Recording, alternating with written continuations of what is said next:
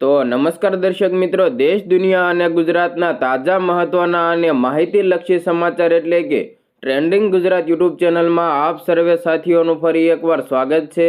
દર્શક મિત્રો, દેશ અને વિદેશમાં ઘટતી અવનવી ઘટનાઓની માહિતી તેમજ રાજનીતિને લગતા અને ખાસ કરીને ખેડૂત મિત્રોને લગતા સમાચાર સૌથી પહેલાં મેળવવા માટે અમારી ટ્રેન્ડિંગ ગુજરાત યુટ્યુબ ચેનલને અત્યારે સબસ્ક્રાઈબ કરી લેજો અને બાજુમાં આપેલા ઘંટડીના નિશાનને પણ પ્રેસ કરી દેજો, જેથી અમારા અવનવા વિડીયોની અપડેટ સૌથી પહેલાં તમારા સુધી પહોંચી જાય.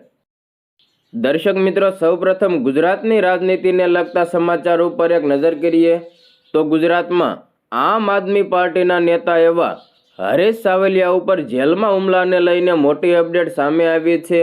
જે આ દર્શક મિત્રો, આમ આદમી પાર્ટીના પ્રદેશ સંગઠન મહામંત્રી મનોજ સોરઠિયા અને સૌરાષ્ટ્ર ઝોન સંગઠન મંત્રી રાજુ બોરતરિયા દ્વારા અતિ મહત્વપૂર્ણ મુદ્દા ઉપર જૂનાગઢમાં પ્રેસ કોન્ફરન્સનું આયોજન કરવામાં આવ્યું હતું. આ પ્રેસ કોન્ફરન્સમાં આપ નેતા મનોજ સોરઠિયાએ જણાવ્યું કે રાજ્યમાં 30 વર્ષથી શાસન કરતી ભાજપ સરકાર પાસે પોલીસનો અને તંત્રનો દુરુપયોગ કરવા સિવાય કંઈ બચ્યું નથી. વિસાવદરની જનતાએ આમ આદમી પાર્ટીને પસંદ કરીને ભાજપની તાનાશાહી સામે લડવા માટે એક નવો રસ્તો આપ્યો. ત્યારે સમગ્ર ગુજરાતના લોકો આમ આદમી પાર્ટી ઉપર આશા રાખીને બેઠા છે.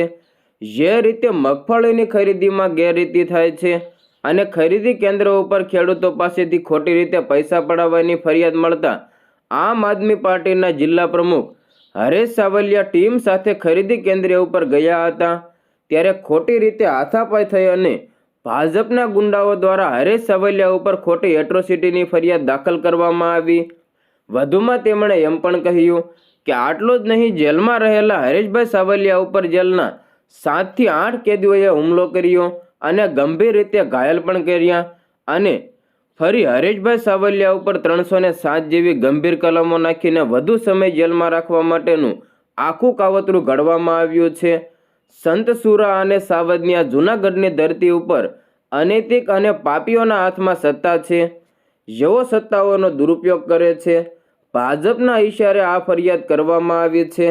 ધારા 302 કલમ સહિત ખૂન, ડ્રગ્સ, દારૂ અને લૂંટના કેસોમાં જેલમાં હોય એવા લોકોએ હુમલો કર્યો છે.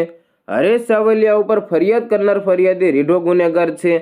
આ ફરિયાદીએ એક દીકરીના ઘરમાં જઈને ગળે ચાકુ રાખીને મોબાઈલમાં લૂંટી લીધો હતો. તેમજ પોલીસ સ્ટેશનમાં પોલીસ ઉપર હુમલો કરીને પોલીસ ફરજની રૂકાવટના કેસમાં અત્યારે તે જેલમાં છે. એ વ્યક્તિએ ભાજપના નેતાઓના આદેશથી પોલીસ સાથે મળીને આ હુમલાનું આખું ષડયંત્ર રચ્યું હતું અને આ ષડયંત્રનો પર્દાફાશ કોર્ટમાં થશે. અમને ન્યાયતંત્ર ઉપર પૂરો ભરોસો છે.